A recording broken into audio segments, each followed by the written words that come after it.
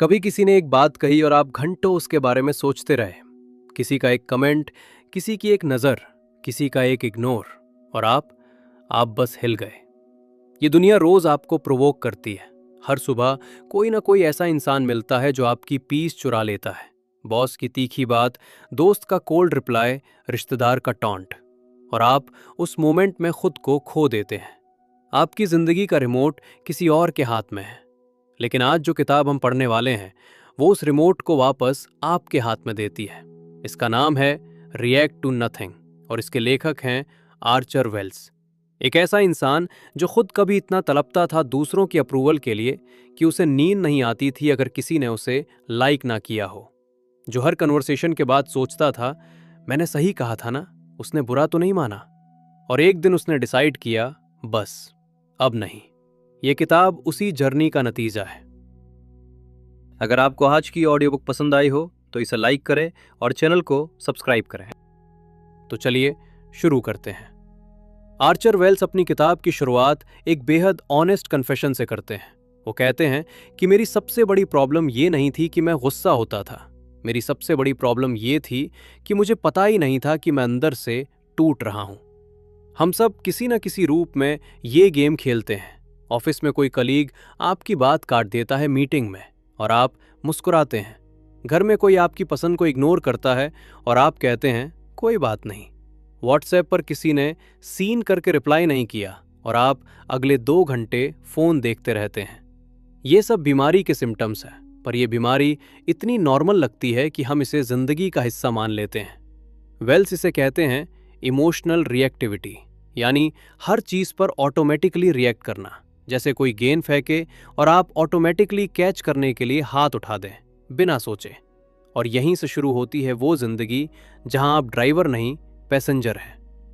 लेखक कहते हैं कि जब हम हर बात पर रिएक्ट करते हैं तो असल में हम दूसरों को ये पावर दे देते हैं कि वो हमारा मूड डिसाइड करें, हमारा दिन डिसाइड करें, हमारी पीस डिसाइड करें। और यही सबसे खतरनाक चीज है जो एक इंसान खुद के साथ कर सकता है। किताब का सबसे दिल छूने वाला हिस्सा वो है जहां वेल्स अपनी खुद की कहानी बताते हैं। वो कहते हैं, मैं एक ऐसा इंसान था जो हर किसी को खुश रखना चाहता था। हर कन्वर्सेशन के बाद मैं सोचता था, क्या वो मुझसे नाराज तो नहीं, क्या मैंने कुछ गलत बोल दिया, क्या उसने मुझे जज किया। और ये लूप कभी खत्म नहीं होता था। ये पीपल प्लीजिंग है, और ये बीमारी इसलिए खतरनाक है क्योंकि ये काइंडनेस की तरह दिखती है, पर है ये डर, सिर्फ डर।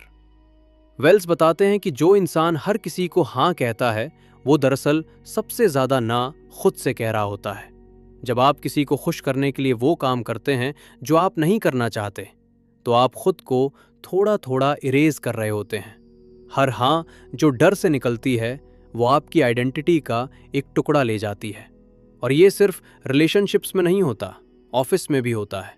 जब आप बॉस की हर बात से अग्री करते हैं सिर्फ इसलिए कि वो नाराज ना हो। सोशल मीडिया पर भी होता है, जब आप वो पोस्ट करते हैं जो लोग पसंद करेंगे, ना वो जो आप फील करते हैं। वेल्स का एक बहुत जरूरी सवाल है, अगर आज से कोई आपको जज ना करे तो आप कौन होंगे? जरा सोचिए, शायद आप खुद भी नहीं जानते।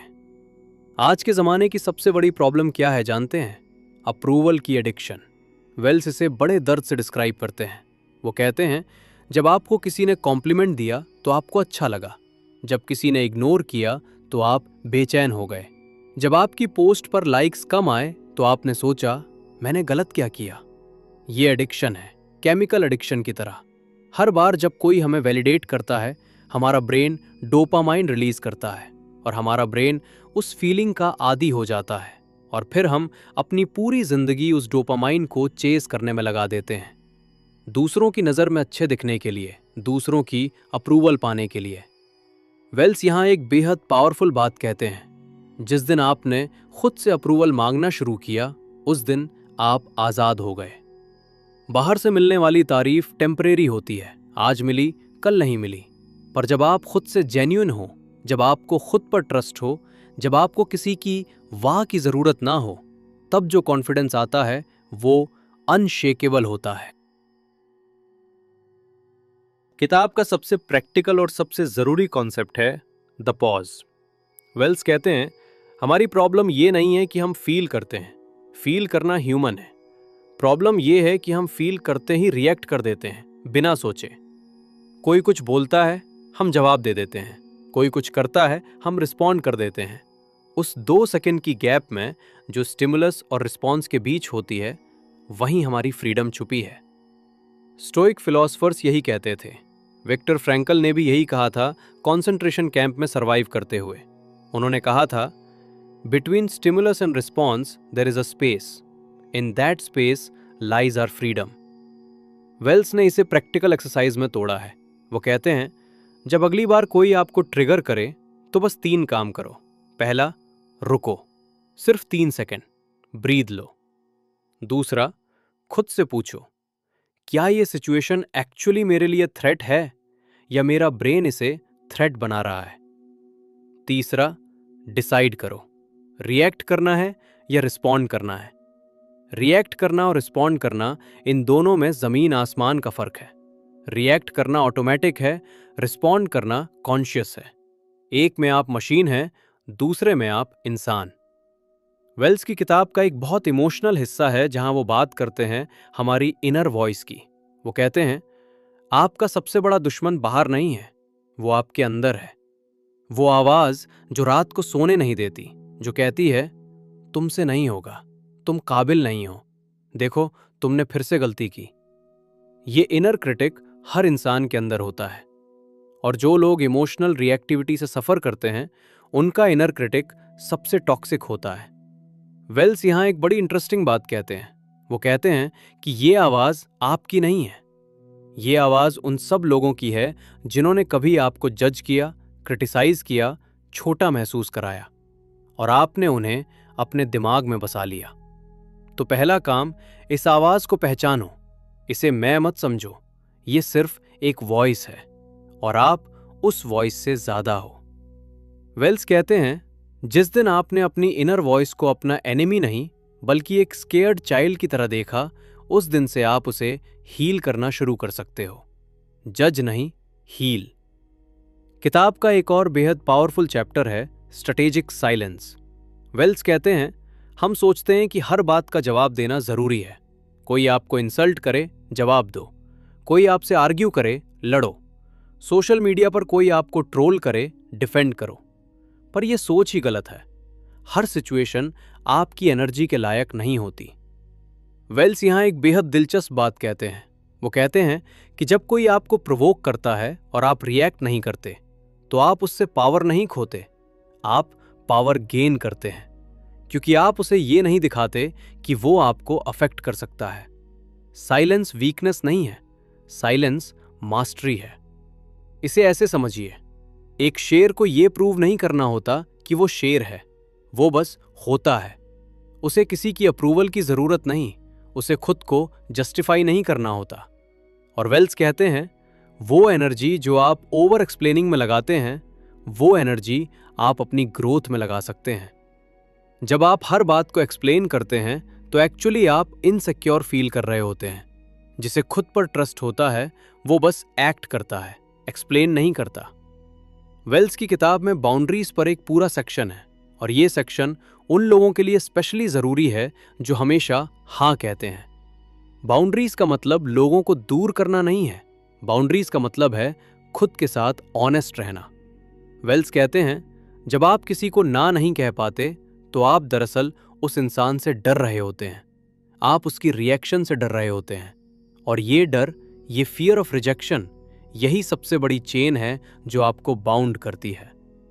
वो एक बेहद रिलेटेबल एग्जाम्पल देते हैं। इमेजिन करो, आपका एक दोस्त है जो हमेशा आपसे हेल्प मांगता है। आप थके हुए हों, आपका खुद का काम हो, पर आप ना नहीं कह पाते क्योंकि आप डरते हैं कि वो नाराज हो जाएगा। और हर बार जब आप हाँ कहते हैं, अंदर से एक छोटी सी नफरत जमा होती है, उसके लिए नहीं, खुद के लिए। वेल्स कहते हैं, जो लोग आपकी बाउंड्रीज को रिस्पेक्ट नहीं करते, वो लोग आपकी जिंदगी में होने के लायक नहीं है। ये हार्श लगता है, पर यह सच है। और जो लोग जेन्युइनली आपसे प्यार करते हैं, वो आपकी ना को समझेंगे।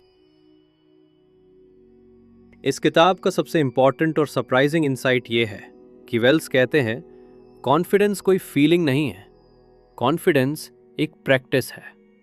हम सोचते हैं कि कॉन्फिडेंट होना मतलब कभी डर ना लगना, कॉन्फिडेंट होना मतलब हमेशा स्ट्रांग फील करना, पर यह सच नहीं है। वेल्स कहते हैं जो लोग जेन्युइनली कॉन्फिडेंट हैं वो भी डरते हैं, वो भी अनसर्टेन फील करते हैं। फर्क सिर्फ ये है कि वो उस डर के बावजूद एक्ट करते हैं, वो अपनी फीलिंग्स को ड्राइवर की सीट नहीं देते। कॉन्फिडेंस तब आता है जब आप कंसिस्टेंटली अपने आप से किए हुए वादे निभाते हैं, जब आप कहते हैं कि मैं ये करूंगा और करते हैं। छोटे छोटे एक्ट्स ऑफ सेल्फ डिसिप्लिन, यही कॉन्फिडेंस का फाउंडेशन है। जो लोग बाहर से कॉन्फिडेंट दिखते हैं पर अंदर से हॉलो होते हैं, उनका कॉन्फिडेंस एक परफॉर्मेंस है, और परफॉर्मेंस थका देती है। असली कॉन्फिडेंस वो है जो तब भी रहे जब कोई देख ना रहा हो। वेल्स की पूरी किताब में एक फिलोसॉफिकल बैकबोन है, स्टोइसिज्म। स्टोइक फिलॉसफी 2000 साल पुरानी है। मार्कस ऑरेलियस, एपिक्टेटस, सेनेका, इन्होंने यही सिखाया, पर यह विजडम आज भी उतनी ही रेलेवेंट है। स्टोइक्स कहते थे जिंदगी में दो चीजें हैं, वो जो आपके कंट्रोल में हैं और वो जो नहीं है। आपके कंट्रोल में है आपके थॉट्स, आपके रिएक्शंस, आपकी चॉइसेस, आपकी एफर्ट्स। आपके कंट्रोल में नहीं है दूसरों की opinion, weather, past, other people's actions. और हम तकलीफ में क्यों रहते हैं? क्योंकि हम उन चीज़ों के बारे में ज़्यादा सोचते हैं जो हमारे कंट्रोल में नहीं है, और उन्हें कंट्रोल करने की कोशिश में अपनी एनर्जी बर्बाद करते हैं। वेल्स इस कॉन्सेप्ट को मॉडर्न लाइफ में अप्लाई करते हैं। वो कहते हैं अगर आपका बॉस आपको अनफेयरली ट्रीट करता है तो आप उसकी मेंटालिटी नहीं बदल सकते, पर आप डिसाइड कर सकते हैं कि इस सिचुएशन में आप कैसे रिस्पॉन्ड करेंगे। आप डिसाइड कर सकते हैं कि ये आपको डिफाइन करे या नहीं, और यही फ्रीडम है, रियल फ्रीडम। वेल्स बताते हैं कि इमोशनल मास्टरी का मतलब इमोशंस को सप्रेस करना नहीं है। बहुत लोग यही गलती करते हैं, वो अपनी फीलिंग्स को इग्नोर करते हैं, दबाते हैं, प्रिटेंड करते हैं कि सब ठीक है, पर यह काम नहीं करता।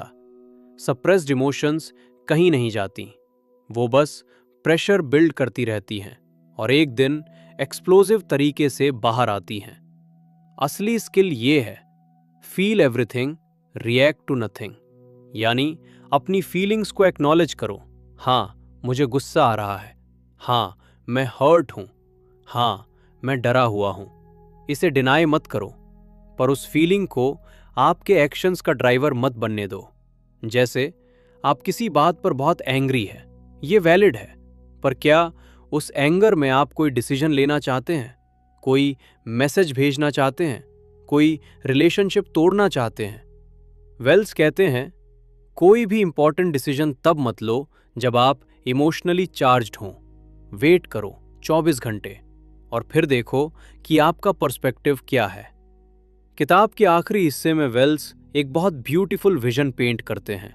वो कहते हैं इमेजिन करो एक ऐसी जिंदगी जहां आपको हर बात पर डिफेंड नहीं करना पड़ता, जहां किसी की ओपिनियन आपकी नींद नहीं उड़ाती, जहां आप ना कह सकते हो विदाउट गिल्ट, जहां आपका मूड किसी के व्हाट्सएप रिप्लाई पर डिपेंड नहीं करता, जहां आप किसी मीटिंग रूम में एंटर करते हो और आपको खुद को प्रूव नहीं करना होता, क्योंकि आप ऑलरेडी जानते हो कि आप कौन हो।